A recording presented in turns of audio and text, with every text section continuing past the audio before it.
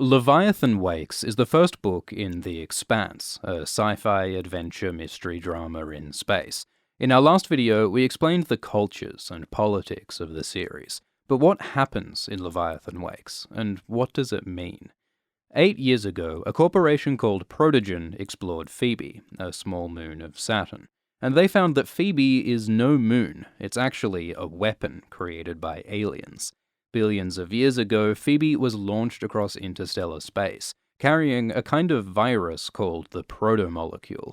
The protomolecule infects and changes life forms for some alien purpose.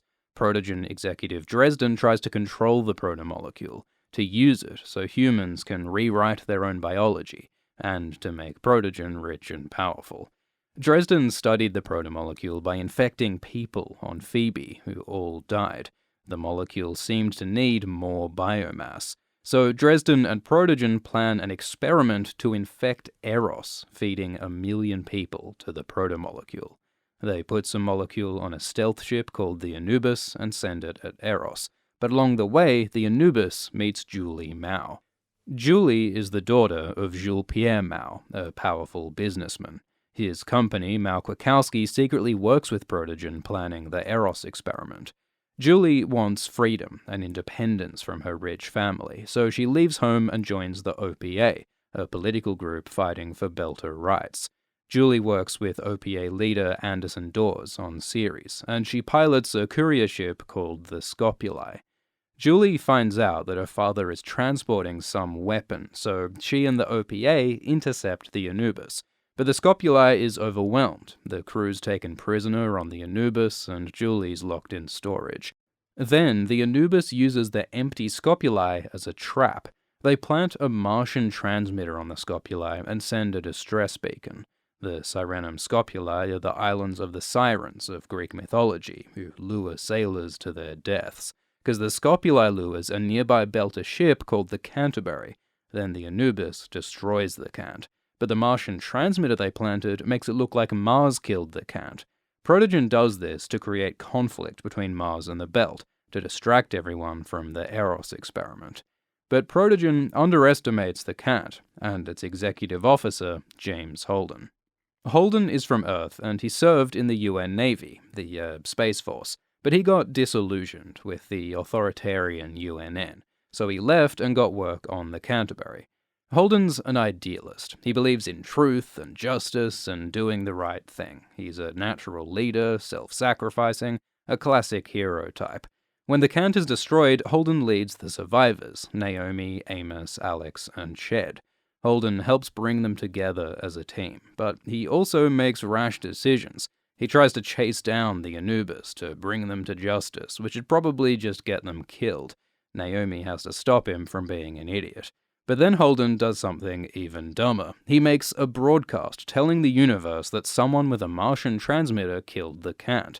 It is the truth, and Holden believes people need to know, but spreading this news creates conflict between Mars and the Belt, which is exactly what Protogen wants. Holden's sense of honesty and justice helps cause a war. Holden's also forced to question his sense of romance. Naomi points out that Holden has a habit of treating every little crush like it's true love. It's only after Holden changes his behavior that he and Naomi get together. She helps Holden become a more mature lover, as well as a better leader. So from the beginning, Holden's naive idealism around love and truth and justice are challenged, especially by the other main character, Miller. Miller is a detective for private security on Ceres, and unlike Holden, he believes that moral flexibility is necessary. He'll destroy evidence, make shady deals, if that's what it takes to get shit done. Miller has a complex identity, because he's a Belter born on Ceres, but he works for an Earth-owned company, policing Belters. So some Belters see him as a traitor to his people. At the start of the book, Miller finds that the crime gangs of Ceres are strangely inactive lately, and Ceres Security's riot gear is stolen. We later learn that the reason for this is that Protogen hires Ceres thugs to help run their experiment on Eros, and the thugs take Ceres riot gear with them. This is a problem for Miller when Belters riot over the destruction of the Cant, thanks to Holden's broadcast. Miller gets assigned a new job. Jules-Pierre Mao wants Julie found and taken home.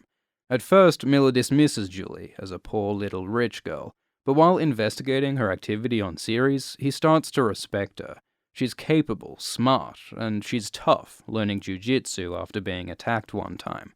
By joining the OPA, Julie sacrificed a life of wealth and privilege for a cause that she believes in. Miller is a nihilistic, empty man, worn down by the corruption and horror of his police work. But Julie inspires him to believe in something. Miller believes in Julie. When Miller gets fired for being unreliable, renegade, and drunk, he loses the career that had defined him. All he has left as a purpose in life is finding Julie. Meanwhile, Holden and crew are captured by a Martian flagship called the Donager, but then the Donager's attacked by Protogen stealth ships. Holden's crew escapes on a Martian ship, except Shed is randomly killed by a stray Gauss round. Some of the characters and plot of The Expanse began as a pen-and-paper role-playing game run by Ty Frank. When the person playing Shed left this game, Shed's character had to be suddenly removed, and that's why Shed's death comes so suddenly in the story. Anyway, Protogen destroys the Donager, but Mars thinks the Belt did it, which leads to war between Mars and the Belt. So Protogen's plan works. Their false flag attacks cause a war that distracts everyone from Eros. Holden and crew settle in to their new Martian ship. Holden names it Rocinante. This is a reference to Don Quixote, the story of a wannabe knight who attacks windmills thinking they're giants. So the name Rocinante evokes adventure and heroism, but also idealistic silliness, which pretty much sums up Holden. The Roci crew take refuge with Fred Johnson, an OPA leader whose company is building a giant Mormon spaceship called the Nauvoo. Through the OPA, Fred worked with the Scopuli, and he gets a message connected to the Scopuli from Eros, so Holden and crew go and investigate. Miller follows the Roci crew to Eros and helps them survive an attack by Protogen's men. Then together they find Julie Mao, dead from the protomolecule. Because what happened was, after the Protogen ship Anubis captured the Scopuli and destroyed the Cant, their protomolecule sample leaked, killing everyone on board except for Julie in storage. Julie later broke out and hid the Anubis, then went to Eros, but she'd been infected, so she slowly, horrifically died alone. Losing the Anubis was a problem for Protogen, because they needed that protomolecule sample for Eros. So Protogen follows Holden to Julie, and uses her infected body as the seed to start the Eros experiment. For crowd control, Protogen uses those thugs from Ceres with the stolen riot gear, who now call themselves Carne pour la Machina, meat for the machine. They fake an emergency and lead the people of Eros into radiation shelters, which are actually used to infect everyone with the protomolecule. Infected people become zombies, the Ceres thugs fight, Holden and Miller get irradiated. It's a bad time. And amidst all the suffering and violence, Miller starts to welcome death. He's tired and broken and just wants release from his trauma and pain. His only sense of hope is his imagination of Julie, the ghost of this dead girl he's never met.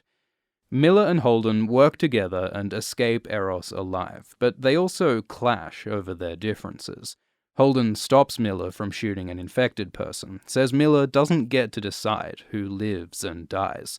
Miller criticizes Holden for publicly broadcasting sensitive information. Like, Holden broadcasts evidence connecting Protogen's ships to Earth, so then Earth attacks Mars and destroys the moon of Deimos, making the worst war in history even worse. Holden thinks that telling everyone the truth is the right thing to do and the best way to make peace. But Miller argues that the truth can be dangerous. You gotta be more strategic to get good outcomes. There is no right thing to do, just a whole bunch of maybe a little less wrong. So Miller challenges Holden's simplistic view of the world and helps him to see the complexity and the shades of grey. Miller and the Roci crew find the Anubis where Julie had hidden it, and then they destroy it as symbolic justice for the Cant. They also learn about Protogen's experiment on Eros, so they team up with Fred and the OPA to attack Protogen's research base, Thoth Station. Thoth was an Egyptian god associated with science and with the judgment of the dead. Holden, Miller, and Fred take the station and confront Dresden, the architect of the Eros project. Instead of fighting or begging mercy, Dresden makes rational arguments why the Eros project should continue. He says studying the protomolecule is worth killing 1 million people, because the power to rewrite biology would let humans expand to distant stars. He says the protomolecule proves that there are hostile aliens out there, and humans will need the power of the protomolecule if they face its creators. And besides, Eros is already infected, so stopping the project won't save anyone. It'll only waste the data and make those people die for nothing. Holden is disgusted by Dresden's cold logic, but he sees that Dresden may have a point. When Miller sees that people are actually listening to evil Space Mengele, he kills Dresden on the spot. And Holden is outraged that Miller would kill someone in cold blood, says it's inhuman and unjust. What about a trial? What makes Miller the judge, jury, and executioner? Miller argues that with Dresden's power and connections, he was going to get away with his crimes and continue his experiments, so killing Dresden had to be done. But Holden can't trust someone who unilaterally headshots people he disagrees with, so Holden kicks Miller out of the Roci crew. And Miller is devastated. He'd started to think of the Roci as his home, his family, but now he's alone, with no home, no job, no friends. He feels that the hard choices he's made to survive have cut him off from human connection, left him empty and numb. He compares himself to Protogen. Miller's only hope for connection and redemption is his imagination of Julie. "You belong with me," she says. Eros, infected with the protomolecule, does some freaky stuff. The bodies of the people of Eros are reshaped into Cronenbergian fleshscapes, like Hieronymus Bosch made real. Eros broadcasts ghostly voices made from the audio files and the minds of the 1 million people it consumed. Holden, Miller, and Fred are worried that this horror show might spread, so they plan to take the giant Mormon spaceship, the Nauvoo, and slam it into Eros to knock the whole asteroid into the sun, ending the threat of the protomolecule. Miller sets up bombs on Eros, then he chooses to stay there. He feels too tired and broken to ever reconnect to humanity. Miller just wants to die with Julie. He watches as the Nauvoo, the hammer of God, fills the sky, screams towards him, then misses. The voice of Eros shouts, "Don't you fucking touch me," and the whole asteroid moves, uses some alien force to dodge the Nauvoo. Then Eros starts moving towards Earth, apparently to infect the population. But Miller realizes that the ghostly voice of Eros includes Julie. The Eros protomolecule's mind grew from Julie. It infected her, and she infected it. Deep in Eros, Miller finds the infected Julie. She's controlling Eros, dreaming that she's flying her ship, the Razorback. When she says, "Don't you fucking touch me," she's remembering that time that she was attacked. Her memories and personality are intertwined with the alien mind. So Miller speaks with Julie and convinces her to fly Eros to Venus instead of Earth.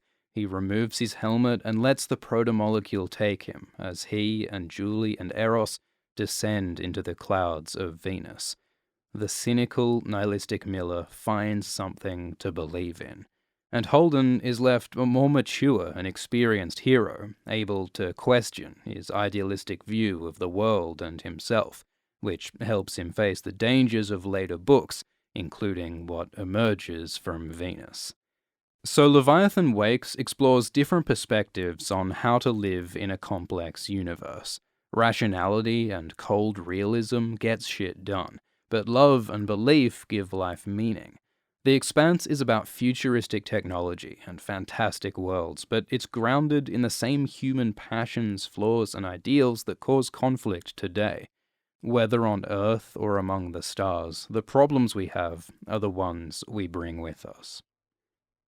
Thanks for watching. Thanks to Expanse co-author Daniel Abraham for help with the script, and to History of Westeros and Brandon for feedback. Thanks to patrons Invisible Floyd, Beth Quizada, Terry Thomas, Fuzzy the Fair, Patrick Brown, Emac, and Hedwig. Cheers.